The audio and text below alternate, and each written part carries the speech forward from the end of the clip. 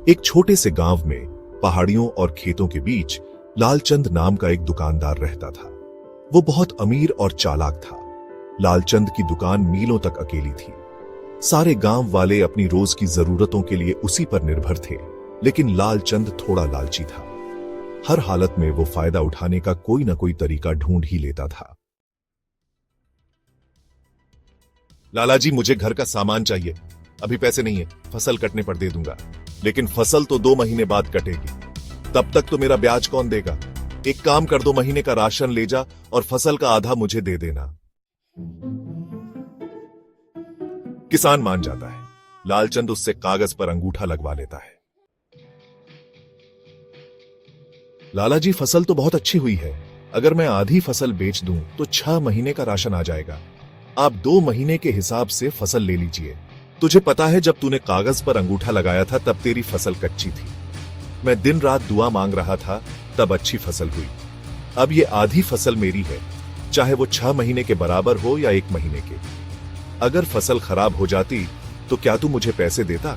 लालचंद आधी फसल गाड़ी में लाद कर अपने घर चला जाता है। किसान सिर पकड़कर बैठ जाता है।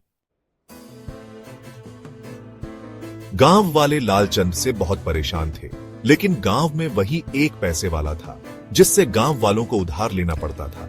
साथ ही उसी की एक दुकान थी जिससे सामान लेना पड़ता था। एक दिन गांव में एक लड़का आया। लालचंद, तुम तो भोले भाले गांव वालों को बहुत महंगा सामान बेचते हो। शहर में ये सब बहुत सस्ता मिलता है। तू कौन है?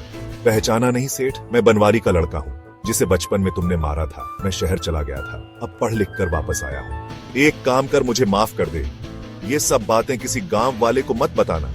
तू मेरी दुकान पर नौकरी कर ले, मैं बदले में तुझे अच्छी तनख्वाह दूंगा, साथ ही घर का राशन भी दे दिया करूंगा। लड़का मान जाता है। वह लालचंद की दुकान पर नौकरी कर लेता है। पूरा गांव उस लड़के को जानता था। जब भी कोई लालचंद की दुकान पर उधार मांगने आता, लड़का उसे इशारे से सब बता देता। वो गांव वाला कम से कम ब्याज पर पैसे उधार लेता, कुछ तो मना करके वापस चले जाते। लालचंद जब दुकान से घर चला जाता तो वो लड़का चुपचाप उसके खाते में से अंगूठा लगे कागज फाड़कर गांव वालों को दे देता। कुछ दिनों बाद लालचंद ने देखा कि फसल कटने का समय आ रहा है। वह पहुंच गया खेतों पर। इस बार गांव वाले भी तैयार थे। उस लड़के ने गांव वालों को पहले ही बता दिया था कि लालचंद कैसे उन्हें लूटता है। चलो, अपने लिखे के हिसाब से अपनी फसलों का हिस्सा मेरी गाड़ी में रखवा दो। लालचंद, भाग जा यहां से, हमने तुझसे कुछ उधार नहीं लिया। ये देखो, मेरे खाते में अंगूठा लगा है। सब गांव वाले हंसने लगते हैं। लालचंद जब खाता देखता है तो उसमें एक भी अंगूठा लगा कागज नहीं होता। तभी वो लड़का पीछे से आ जाता है। सेठ जी, बहुत लूट लिया तुमने गांव वालों को। वो देखो, गांव के बाहर हमने सरकारी दुकान खुलवा दी है जहां सस्ता सामान मिलेगा। साथ ही गांव वालों को उधार देने के लिए ग्रामीण बैंक भी खुलने वाला है। चोर, इसीलिए मेरी दुकान पर नौकरी की थी। मैं तुझे छोड़ूंगा नहीं। लाला, भाग जा यहां से।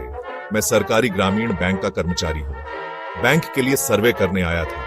यहां इन गांव वालों से तेरी लूट का पता लगा तो बैंक खोलने की जरूरत समझ में आई। अब ज्यादा बोला तो पुलिस में शिकायत कर दूंगा। सरकारी आदमी को धमकी देने के लिए 2 साल की कैद हो जाएगी। ये सुनकर लालचंद वहां से भाग जाता है।